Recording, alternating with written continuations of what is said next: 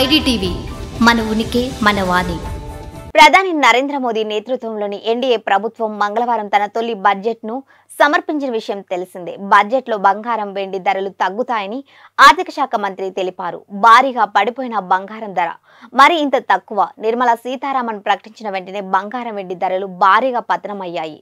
ఆర్థిక మంత్రి నిర్మలా సీతారామన్ బడ్జెట్ ప్రసంగం ముగిసే సమయానికి బంగారం ధర 10 గ్రాములకు దాదాపు 4,000 రూపాయలు తగ్గింది. బడ్జెట్లో కేంద్రం గోల్డ్, సిల్వర్ వంటి వాటిపై కస్టమ్స్ డ్యూటీని 15% నుంచి 6% తగ్గిస్తున్నట్లు ప్రకటించింది. దీంతో దేశంగా రిటైల్ డిమాండ్ పెరుగుతోంది. ఈ క్రమంలోనే ధరలు ఒక్కసారిగా పడిపోయాయని చెప్పొచ్చు. ఇటీవల కాలంలో ఒక్క రోజులో ఇంత మొత్తం ఎప్పుడూ పడిపోలేదని చెప్పొచ్చు.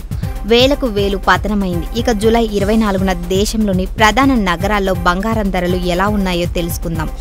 ఇదిలా ఉండగా వెండి ధర కూడా భారీగా తగ్గింది.